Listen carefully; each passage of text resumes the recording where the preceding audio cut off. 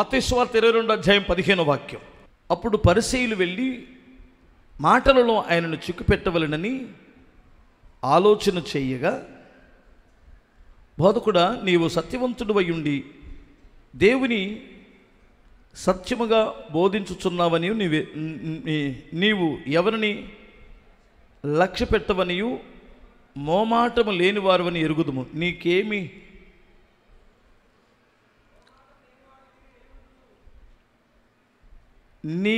తోచుచున్నది? కైసరునకు పన్నిచ్చుట న్యాయమా కాదా? మాతో చెప్పమని అడుగుటకు హెరోదీయులతో కూడా తమ శిష్యులను ఆయన యొద్దకు పంపిరి.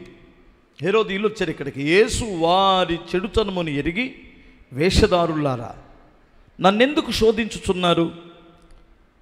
పన్ను రూక ఒకటి నాకు చూపుడని వారితో చెప్పగా, వారే ఆయన యొద్దకు ఒక దేనారము తెచ్చిరి.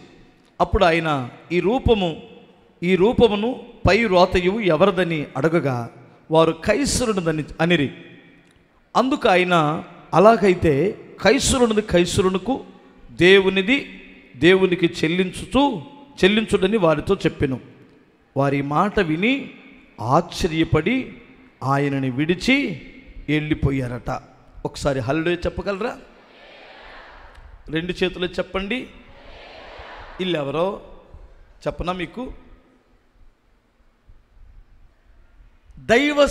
యేసు ప్రభు వారు బోధిస్తున్నటువంటి బోధలో తప్పులు పట్టుకొని చిక్కుల్లో ఇరికించాలని ఒక ఆలోచన కలిగి వాక్యం వింటున్న బ్యాచ్ ఇది. వాళ్ళు ఎప్పటికీ దాన్ని స్ట్రైట్గా దేవుని వాక్యం అన్నట్టు చూడరు. దానికి భిన్నంగా ఆలోచించి తప్పులు పట్టుకునే బ్యాచ్ ఇది. మీకు అర్థమవుతుందా? ఎవరిని చిక్కుల్లో పెట్టాలని? యేసుని చిక్కుల్లో పెట్టాలని, బోధించువాడిని చిక్కుల్లో పెట్టాలని, బోధిస్తున్నటువంటి వాడిని తప్పులు పట్టుకోవాలని, తప్పులు పట్టుకునే బ్యాచ్ అన్నమాట ఇది. హెరోది బ్యాచ్ మన దగ్గర ఉన్నారంటారా? ఉంటారమ్మా, ఖచ్చితంగా ఉంటారు. విమర్శించే ఒక బ్యాచ్, తప్పులు పట్టుకునే బ్యాచ్. ఆ రోజుల్లో ఈ బ్రతుకు ఎలా ఉందంటే, ఇది ఒక రాజకీయ పక్షముగా ఉన్నటువంటి హెరోదీయులు. వీరి యొక్క నమ్మకం ఏమిటంటే, యేసుక్రీస్తు ద్వారా మాకు విమోచన స్వతంత్రం వచ్చింది అనే దానికంటే కూడా హెరోదు ద్వారా మాకు ఏనాటికైనా స్వతంత్రులం అవుతాం అని హెరోదుకు సంబంధించిన హెరోదు వంశస్థులు అన్నమాట వీరు.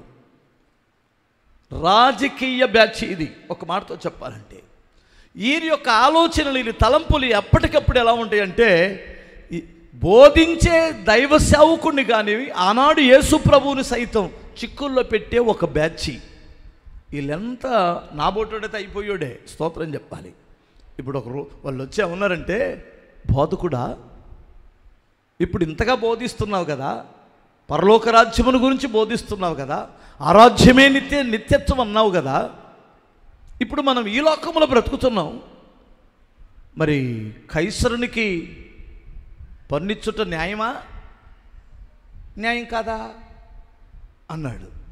ఇప్పుడు యేసు ప్రభు వారు పన్ను ఇవ్వకూడదు అన్నాడు అనుకో, సార్ ప్రజలను ఒక విప్లవకారులాగా, ఒక చైతన్యవంతులు చేస్తున్నాడు, మీకు పన్ను చెల్లించకూడదని, మీకు పన్ను ఇవ్వకూడదని ఒక విప్లవాన్ని రేపుతున్నాడండి అని చెప్పేస్తారు హెరోదుకి.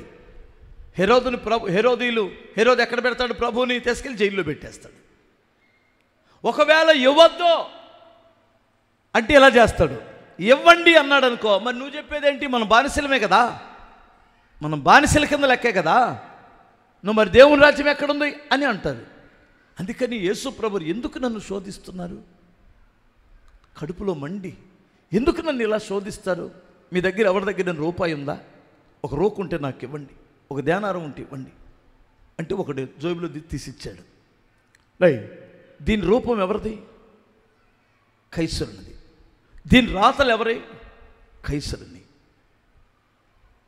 మరి మనం ఈ లోకంలో ఉండేటప్పుడు ఇయే కదా మన కొట్టు దగ్గరికి వెళ్తే కొనుక్కుంటాం, ఈ డబ్బులే కదా మనం బ్రతికిస్తున్నాయి. ఇది కైసరుని రూపం, కైసరుని రాతిది.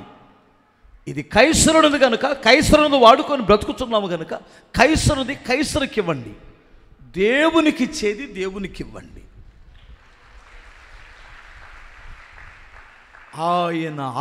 ఆయన బోధకు ఆశ్చర్యపడి ఆ తెలివికి, అంటే దేవుడికి ఎదురు చెబుతారు ఈ దుర్మార్గులు, దేవుడిని తప్పు పట్టుకుంటారా? ఇప్పుడు చెప్పండి, మీలో కూడా చాలామంది ఇలాంటి ప్రశ్నలు వేసేటువంటి వారు ఉన్నారు. పనికెళ్ళకుండా జాబ్ చేయకుండా దేవుడు పోషిస్తాడా? అంటే దశభాగం ఇస్తే కుమ్మరించబడతాయి అంటారా? ఈ హేరోదీయులు ఇప్పుడు కూడా మీ దగ్గర ఉంటారు. నా ప్రభు అన్నాడు, దేవునికి ఇవ్వండి, ఎందుకంటే మనుషులకి ఇవ్వండి, రాజుకి ఇవ్వండి. ఈ లోకంలో మనం ఉన్నప్పుడు కరెంటు వాడుకుంటున్నాం, కరెంటు బిల్లు కట్టొద్దు. నీళ్లు తాగుతున్నాం, నీళ్ళ బిల్లు కట్టొద్దు. రోడ్డు వాడుకుంటున్నాం, రోడ్ ట్యాక్స్ కట్టొద్దు. ఏమండి, మున్సిపాలిటీ వారు హౌస్ ట్యాక్స్ కట్టొద్దు, ఎందుకంటే మనకు వేసిన రోడ్లు మన ఇళ్లలోకి. ఏమండి, ఇదంతా హౌస్ ట్యాక్స్ కట్టకుండా పట్టణం ఎలా డెవలప్ అవ్వాలి? దానికే దేవునికి చెల్లించండి. ఇందులో ఇరికించి మిమ్మల్ని పాడు చేసేటువంటి హెరోదీయులు కూడా ఇప్పుడు ఉంటారు, జాగ్రత్త అన్నాడు.